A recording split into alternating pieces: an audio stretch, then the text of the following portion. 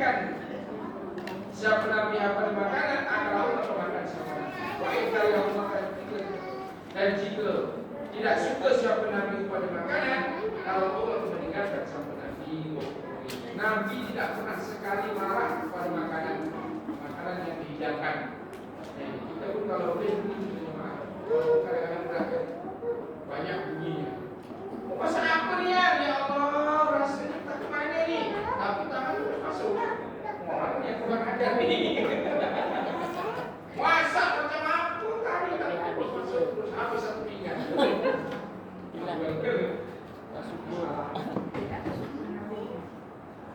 Memang ada ketikanya kita sudah dengan sedikit atau mungkin dengan orang tua kita kadang-kadang kita masak. InsyaAllah kalau Nabi sendiri itu kalau nak makan kalau tak ya inilah. Ini ada cerita adik saya itu paling juga bisa dia nak menjaga dia punya kehormatan pada keluarga yang jemput dia makan khas jemput rumahnya tak ada makan dan makanan itu memang khas ada tempat itu di Palu itu. Dan kebetulan pakcik saya memang kurang suka dengan benda-benda yang manis. Namanya Ali. Habis apa? Nah, supaya tidak menghamparkan tuan rumah, pakcik saya itu ambil simpan dalam piring. Disimpannya dalam beg. Jadi seakan-akan pinggan yang di hadapan dia itu sudah berkurang. Tetapi Allah berkehendak lain. Ketika mau balik, bagnya lupa di zip, terjatuh. Jadi makanan itu terkeluar. Sama tuan rumahnya, mau bekal Oke saya makan lagi, padahal tak suka. Makin banyak dikasihnya. Itu kalau kita meleki-leki ya dengan Masya Allah. Padahal saya tak nak sebenarnya makan itu, saya simpan, saya tak nak hamburkan dia. Tapi ternyata Allah berkehendak lain. Rumah bag itu terkeluar makanan itu. Jadi tuan rumah sangkakan, oh dia bukan bawa bekal, dia mau dibekalkan. Gimana kan? Kita sendiri pun begitulah. Jangan sesekali kita mencela makanan. Baik. Kalau mencela pada harga boleh, tapi makanan tak boleh. Ay, mahalnya lah, boleh. Tapi jangan dengar yang keluar, marah nanti. 9. Anas anna Rasulullah sallallahu alaihi wasallam karena ada siapa Nabi tidak akan makan siapa Nabi itu aman pada satu makanan la'iqa maka menjilati siapa Nabi, mengelamuti siapa Nabi asabi'ahu pada jari-jarinya Nabi antara saya 3. Jadi Nabi kalau makan itu menggunakan jari jemaah, bukan dengan sumbu. Kita tuh orang Melayu itu kehebatannya dekat situ. Kalau makan itu sunat kan selalu dengan jari. Tapi itu masih ada kekurangannya. Kalau orang Melayu kan makanya jari tak pilih keseluruhan. Tak cukup dikumpulkan nanti jauh lagi. Palu-palu masuk. Kalau Nabi tidak 3 jari saja. Apa? Coba jari kemudian jari lain. Boleh jari tengah. Jabe makan, jadi 3 jari saja. Artinya Nabi kalau makan praktek tidak belum kan? Bukan macam yang dalam tadi.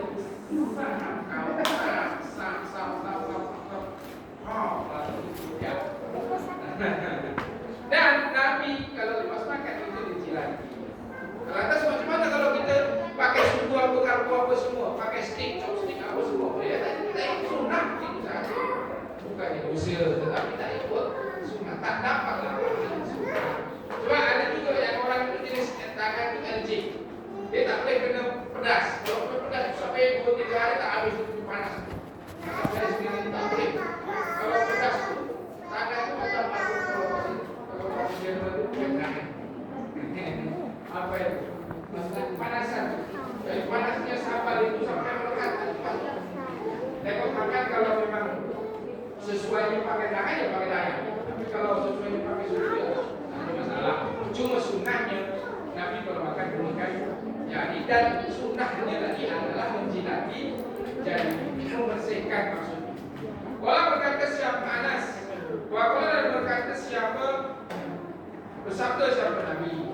Bila sahabat ketika jatuh nukmatun suapannya ahad itu salah satu kalian walimit maka hendaklah mengutip atau maka supaya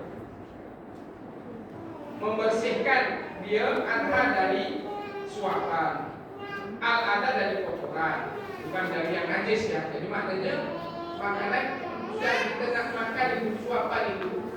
Kalau orang Arab kan kurma jatuh itu tempat cuma yang kotor maksudnya pasir, yang dipastikan tidak najis. Tidak penting. Nabi perintahkan itu supaya dibersihkan dan supaya dimakan balik. Ini tengok pada jatuhnya, kalau jatuhnya tempat najis ya tidak. Dan juga jenis makanannya. Kalau memang makanan itu boleh dikutip seperti kurma, anggur, apple, tapi kalau jengkol macam mana? Nah, jadi bergantung pada makanan juga. Mangkulnya macam itu. Walayak pula maka supaya makan dia pada makanan. Walayak ada yang meninggalkan dia pada makanan syaitani pada syaitan. Jadi tujuannya itu. Kenapa disuruh kutip kemudian disuruh bersihkan suruh makan? Sebab apa? Ketika kita mempunyai rezeki dan rezeki itu tercampak jatuh dan dibiarkan, maka syaitanlah yang akan memakannya menjadi hamba syaitan. Sedangkan jatuh Nabi perintahkan untuk kutip, apatah lagi yang ada dalam pinggan maka tak habis. Nah ini kebiasaan siapa ni? Kaum apa biasanya? Kan? Tak payah cerita pasal kaum. Padahal di sekitar kita orang-orang yang kadang-kadang orang suka kaya itu kadang-kadang yang punya belakang tu, yang makan cumi-cumi, tak sampai suku habis dan setengah itu dibuang. Masya Allah. Itu dilarang, Nabi melarang. Sedangkan yang jatuh saja kalau boleh dibersihkan, makan balik. Nah itu. Apatah lagi yang masih dalam pinggan, kemudian ditinggalkan begitu saja. Kalau memang sudah tahu kita diet, yang order sesuai dengan apa yang kita butuhkan. Jangan itu porsi awam, pagi. Memang porsinya sedikit, kita beli untuk makan sedikit yang kita tinggalkan. Tak boleh, wajib. Nanti syaitan yang makan. Wa amar dan perintah siapa Nabi kepada kami anas luta supaya membersihkan kami al-qosah pada bekas. Maksudnya kalau makan supaya bersih bekas. Dekat sini mohon maaf ya. Satu adat yang paling saya hormat. Saya sebut kaumnya lah, sebut orang itu namanya Pak Haji Soleh. Anggotnya Tarakan. Itu orangnya kaya aja. Cara dia amar ma'ruf saudara. Ini saya bagi tahu ya. Cara dia amar ma'ruf. Orang kampung-kampung dia itu ditanya, kau nak jamaah, nak mengaji, nak masuk surga, coba ikut aku. Saya kasih kau tambah, aku tambah. Itu cara dia amar ma'ruf. Dan ini yang kisah dia memang panjang. Sebab beliau masuk jamaah itu dapat hidayahnya di dalam lokal. Memang bekas orang kami lah pelanggur, memang bekas pelanggur, tapi kaya raya. Itu kalau makan, Masya Allah, saya begitu tahu rumah. Jadi tangan itu menggunakan tangan kalau makan, dibersihkan, ditaruhnya di dalam pinggan itu, kemudian dicuci, kemudian diminum. Itulah kehebatannya itu. Saya cakap Masya Allah. Padahal orangnya kaya raya, tapi dia punya takzim terhadap makanan itu betul-betul mengikut sunnah Nabi. Bersih betul. Kita agak-agak berani tak buat begitu kalau di restoran bintang 5. Yang ada mungkin belakang. Bisa cerita begini ni, beliau itu sudah ada ya. Mudah-mudahan Allah memberikan kelapangan supaya sebab perjuangan itu luar biasa. Saya tahu, saya pernah tulis di sana. Dan ada cerita presiden beliau dengan saya sampai tugas itu usia saya masih sekitar 18 tahun, 19 tahun tugas di tempat.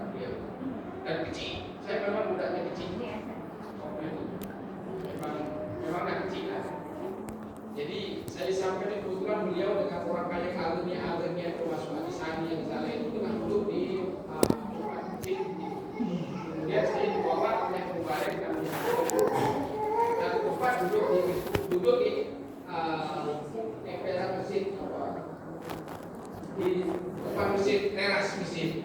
Saya duduk sendiri sebab saya pun belum kenal. Setelah saya salam-salam, kemudian saya menjauh sebab apa? Dia menggunakan bahasa dia, begitu. Kemudian ketika lama-lama dia tengok saya, kemudian dia tanya pada anak asuh itu siapa? Oh itu balik baru sampai. Langsung dia turun dari tempat dia, berdiri turun. Balik. Langsung masya Allah, dihormat sehormat-hormatnya ini. Dibawanya saya naik rumah dia tingkat 3. Rumahnya tingkat 3 tapi naik tingkat 2. Jadi saya tahu rumah dia sebelah masjid simpang tinggi utarakan. Dijamu segala makanan yang ada keluarkan semua buat ini suruh keluarkan. Saya seorang pada itu suruh kawan-kawan orang suruh makan. Makan apa? Suruh saya. Masa boleh takdirnya dengan balik. Dia tak pandang siapa dia tapi dengar dia balik. Wah, dia betul-betul yang dan insyaAllah kita berfaham beliau betul khotimah dia punya cara pengajian itu. Dan kalau beliau contoh ini semua. Amin. Walau berkata bersabda siapa Nabi Muhammad SAW kalianlah jangan kurang tidak tahu kalian di dalam manakah doa makanan kalian al-barakatuh keberkatannya orang Muslim. Jadi sebab kalian tidak tahu keberkatan makanan itu di mana, sama ada di akhir penghujung makanan atau di pertengahan atau di awal. Sebab itu kalau makan biar dapat semua keberkatan. Habiskan bersihkan. Sebelum Abi Juhaifah, kalau berkata sampai Abi Juhaifah, kalau bersabda Rasulullah Sallallahu Alaihi Wasallam, ama ada aku Nabi, ama ada aku Nabi, fala aku maka tidak aku, makan aku Nabi mutaminan dengan bersandar atau bersandar. Jadi Nabi kalau makan yang betul menghormat kepada makanan itu. Makanya orang kutu kita melarang kita bergaduh di depan makanan, melarang kita pusing di depan makanan, apalagi bercakap. Mungkin dia beramal di sini. Nah kita sekarang mengkajikan di sini. 11 Anas bin Malik ada Nabi Sallallahu Alaihi Wasallam. Karena ada seorang Nabi yang tanafasu bernafas siapa Nabi filina ini dalam bekas minuman cawan kalau bahasa sekarang ini. Salasan 3 kali. Wa yaqulu dan bersabda sama Nabi, wa adapun bernafas Abu lebih munafaat, wa arwa dan lebih segar. Bau lebih prakteknya ini. Jadi juga itu kalau ini air biasa maka doanya cukup bismillah. Tapi kalau susu ada doa sendiri. Allahumma barik lana fi wa zidna minhu. Kalau air zam-zam ada doanya lagi sendiri. Kalau ibu mengatakan ini air putih bukan susu, maka saya praktekkan seperti air. Bismillah. Ini prakteknya 3 kali. Bismillah ya, setelah menyebut bismillah.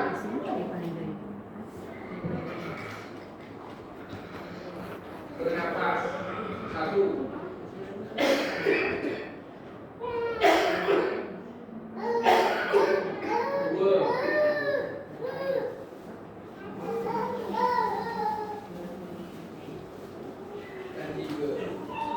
Lebih bermanfaat, lebih tenang, lebih khusyuk kita menikmati dan juga lebih segar. Nah, saya dipraktikkan ya. Jangan satu cawan ogak sampai habis, apalagi satu botol ogak sampai habis. Kadang-kadang kalau saya suka bola, kadang-kadang fight pun masuk ogak. Termasuk saya sebab saya itu jim tata kerama di dalam masjid 12. Allah Ta'ala ya bani Adam wa ya turun Adam kudu mengambillah kalian, maksudnya memakailah zina takut pada perhiasan kalian, maksudnya pakaian indah kulli masjid ini sisinya tiap-tiap masjid. Wa kulu dan makanlah kalian, waslu dan minumlah kalian, wala tusbiku dan jangan israf, jangan berlebihan. Innahu sesungguhnya Allah la yuhibbu tidak suka siapa Allah al-musrifina pada orang-orang yang israf atau orang yang melebihi batas. Jadi surah Al-A'raf 31 mengatakan Allah memerintahkan kepada kita supaya kalau kita ke masjid beribadah itu menggunakan pakaian yang layak. Contoh kalau mengaji, supaya ada khas untuk mengaji. Contohnya macam sekarang ini, kan? Handsome, cantik. Jadi taklah baju kecil itu, baju ngaji itu, baju sembahyang itu, jangan macam itu. Itu perintahnya Allah ini. Suku-suku lagi tahun 3 ini. Nah, ini yang saya suka ini. Nanti juga menjadi bahan cemburuan orang lain. Tema. Itu bagus tuh. Menunjukkan satu kelukuran tauladan yang baik, jadi contoh yang baik pada yang lain, maka itu adalah satu bahan. Dan Allah melarang kita israf dalam segala hal, termasuk makanan dan juga minuman. Silakan makan dan minum, tetapi jangan israf, karena Allah tidak suka dengan orang yang israf. Terakhir kata sana Wakil, kalau berkata siapa? Wakil sana Umar an-Nafi, Sani bin Umar, anak Umar bin Umar, nama melarang siapa Umar adalah roti dari bising. Ramai ini maksudnya bising. Bahasa sana ramai ini yang bising. Bahasa sini bising. Bil masjid ini dalam masjid, maksudnya suara-suara yang di lain ibadah, selain ibadah. Kalau bang, anda itu memang harus kuat. Baca Al-Quran kuat, tak ada masalah, asalkan tidak mengganggu yang lain. Suara-suara sebagainya yang orang sholat boleh. Kan tak dibenarkan ya bising-bising seperti anak-anak ini. Kalau ada lagi kan wajar, sebab anak-anak. Tetapi memang ini ada satu pelajaran juga. Anak-anak kita ini kalau kita briefing dulu sebelum berangkat ngaji, kita nasihatkan setiap hari. Kalau lebih dari 28 hari lagi berbaik. Kita nasihatkan kita nak beribadah ni. Nak pergi mengaji. Bising. Sebab kalau bising nanti malaikat ilmu nanti tak masuk, mengganggu orang lain. Hari-hari kita nasihatkan masuk, kan? Jangan pula pergi mandi. Nanti biar tak bising bawakan dia mainan. Ayahnya besar dengan ibunya macam kacau. Nanti sepatutnya dia datang itu mengaji main. Apalagi bawa syuting atau trompet lah, atau mungkin kecil main band nanti. Jadi anak-anak kita itu dididik dengan perkara yang sangat. Walaupun tak paham dia, tapi sebenarnya paham. Masjid itu tak boleh untuk bising. Ini zaman sejarah zaman sahabat itu Wakil. Zaman Allah sendiri melarang. Waqala dan berkata inna masjid adalah sesungguhnya masjid kami hada yang ini la turfa'u tidak dikeraskan atau tidak dibuatkan di dalam masjid al-asfatu beberapa suara. Jadi masjid ini tidak layak untuk digunakan bising-bising, tidak boleh digunakan untuk bising-bising. Rawu Abi Syaibah, alhamdulillah jazakumullahu khairan. Amin.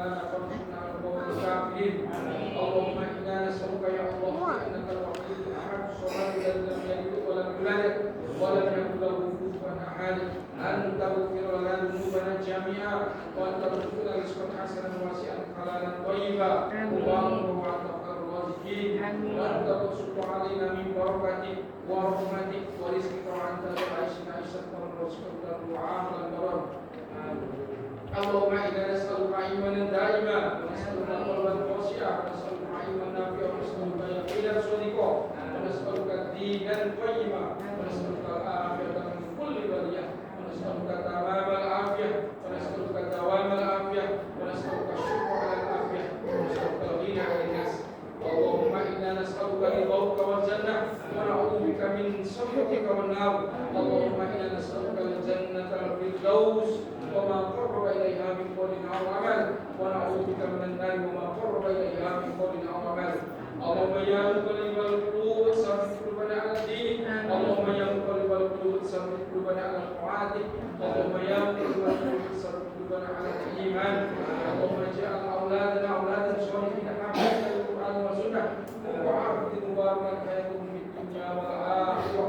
اللهم أنجي أئمتنا اللهم أنجي جماعتنا اللهم انصر أئمتنا اللهم انصر جماعتنا اللهم بارك أئمتنا اللهم بارك جماعتنا اللهم اسقي أئمتنا اللهم اسقي جماعتنا اللهم اسقي أئمتنا اللهم اسقي جماعتنا اللهم فت أئمتنا اللهم فت جماعتنا اللهم نجنا وعلينا وعلمنا وجماعتنا من القوم الظالمين وعملهم اللهم ثبت جماعتنا على دينك وانصرنا على من عادنا واسجد وطاعتك على من ظلمنا واسجد وطاعتك على من خاننا واسجد وطاعتك على من باغى علينا واسجد وطاعتك على من حسدنا. اللهم اعز الجماعة وعلى الكرم. اللهم ارزقنا رزقا حسنا واسعا حلالا طيبا مباركا وانت خير الرازقين. اللهم بلغنا مكة والمدينة والأعراف وارزقنا حج المبرور وارحمنا واغفر لنا وارحمنا انت مولانا فانصرنا على القوم الكافرين.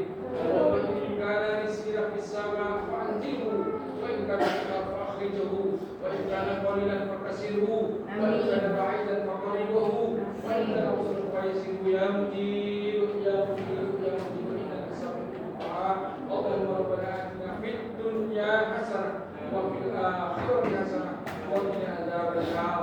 وصلى الله على محمد وعلى محمد والحمد لله رب العالمين. Cuman dia minta maaf. Minta